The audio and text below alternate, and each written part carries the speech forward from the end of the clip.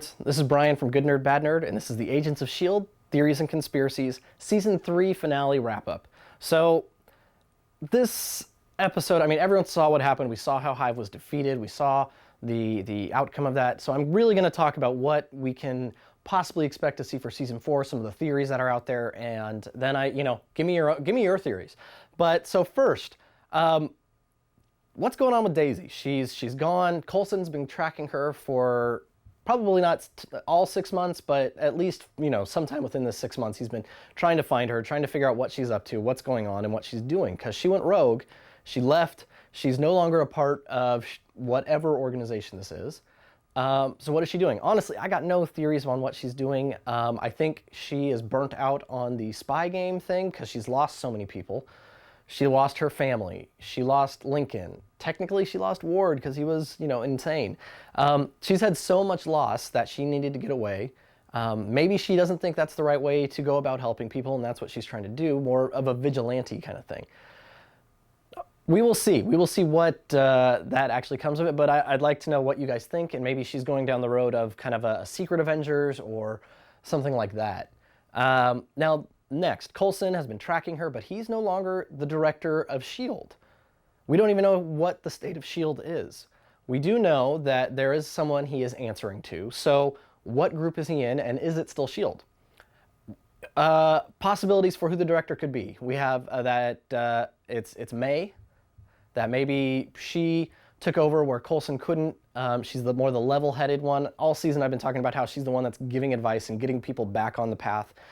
She really is a prime character to take over as director, because her character needs to evolve some. She's been pretty kind of set in her role, and I think some character development there would be nice.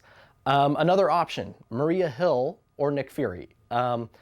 Obviously these are movie characters, but they have been on the show, and we don't have to see them. That's the nice thing about how this show could run, is they are just referred to Director Hill or Director Fury. They want us to do this. They want us to do this. We don't have to see them. They don't have to be on screen all the time. It would be nice if they were, but it could be that they're brought back in to take over. At the first half of Season 2, right before Avengers: Age of Ultron came out, I'm pretty sure that was, Season 2, end of Season 2. Coulson was like, oh yeah, Fury's coming back. You can ask him all these questions yourself. But then Fury never actually does come back to S.H.I.E.L.D. So is he making his return? Fury always felt most at home when he was in charge of S.H.I.E.L.D. or something like that. So that's an option. Now, a third option is a character who's actually more linked to the Avengers, but considering everything, he could be a nice fit. And this is Henry Gyrick. He is generally a government stooge, and he just kind of, he's not a bad guy. In a lot of cases, in a lot of issues, people kind of suspected him of being a villain, but he is 100% loyal to the country. He just doesn't like superpowered teams, doesn't like superheroes. He thinks they have too much power. He would definitely be Team Stark when it comes to everything. So he's an option. He'd be a weird character to bring in just because he isn't really widely known. Not that that matters. I mean, people, as soon as they hear a character's name, are Googling it. But he's not necessarily most interesting. He's very antagonistic towards the Avengers, and he would be that way towards Coulson and the rest of the team, and I don't think they necessarily need that. But the other thing to look at is, if it's not S.H.I.E.L.D., what is it? Probably the most likely option would be the WCTA, the World Counterterrorism Agency. Now, this is a group that's actually started by Mockingbird, and in that way, it would be an easy way to bring Bobby and Hunter back onto the show. Since Most Wanted got shelved and got canceled, not even canceled, didn't even get greenlit, there's no reason not to bring them back on the show. And especially if you bring them in this way, it could be that they've set up their own organization, and Coulson and everyone have come and joined them. But because it is theirs, Coulson answers to them. So that is a nice solution to a lot of the problems, because everyone wants Mockingbird back, everyone wants Hunter back. Not that the show needs them, but at this point, why not? Why not find a way to bring them back? And if they've been disavowed by S.H.I.E.L.D., they haven't been by the WCTA, so there you go. Final option, and this is a long shot, but it could be something like Hammer. Now, Hammer was brought in to replace S.H.I.E.L.D. after the secret invasion by the Skrull Empire, and it was run by Norman Osborn. So it's an evil version of Shield, and while it could happen, it's too close to what happened with Hydra infiltrating Shield and stuff like that. So I don't think it's a possibility. But tell me what you guys think of who the director is and what the group is, because those are kind of my top options for that. Now, next, the LMDs. At the very end, we get this tag. The doctor is working on LMDs. He's there, and he's going to say, oh, no agent ever has to die again. And his AI is going to be the first one to go into one of these bodies. So options for just how this could play out. One is that his AI actually becomes Jocasta, which was in the vein of Ultron, but is a female version of his kind of AI system. And it's a very weird thing. Maybe I'll do a special just on Jocasta to give you some background there. But that's an option. Probably don't want to go that route just because she is so tied to Ultron and the Avengers and Hank Pym. But considering the buildup they've got there, it does make a lot of sense. Now, the second thing is there was kind of this heavy implication they could bring agents back to life as LMDs. So maybe we are going to see the return of the Koenig brother that died. Maybe we are going to see other agents that died. Maybe we're going to get Trip back. That actually does make a lot of sense and could be very possible.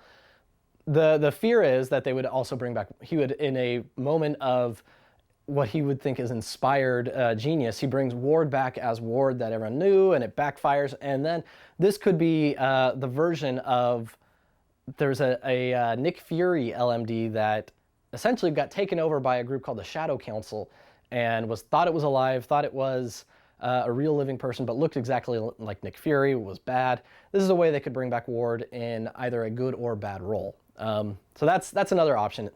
And then finally, Glenn Talbot. Because in the comics, there was an LMD of Glenn Talbot that thought it was the real Glenn Talbot. So while I don't want to see Adrian Pastar die, it's possible that he does, and he has an LMD that comes back in, things like that. I mean, when you have an LMD directly related to one of the characters on the show, you have to look there for a possibility. Now, the last thing is what is going to be the big crisis in Season 4. I have three options. One, the Shadow Council, which I mentioned as the group that kind of reprogrammed an LMD. They're not very well known, and it's very similar to what was going on with Hydra as this kind of evil, shadowy organization, so it's not too likely. Next, AIM. AIM, everyone knows from Iron Man 3 and kind of the beginning of Agents of S.H.I.E.L.D. with their tech falling into Hydra's hands for the Project Centipede.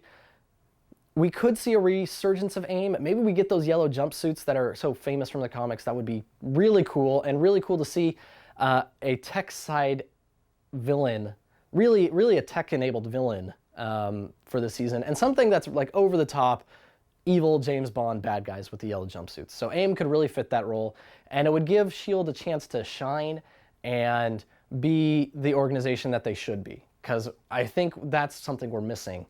And then the last thing could be some version of the Zodiac.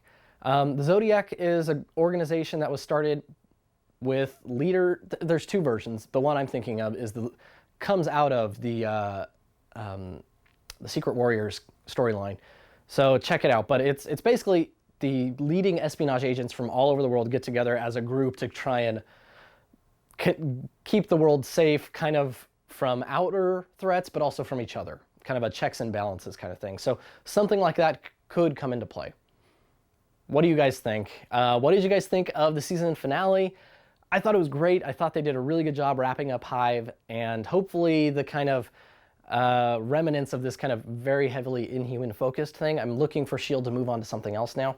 But what did you think? And where do you think the show is going? So let me know in the comments below. And until next season, this has been Brian from Good Nerd Bad Nerd. This has been the Agents of S.H.I.E.L.D. Theories and Conspiracies.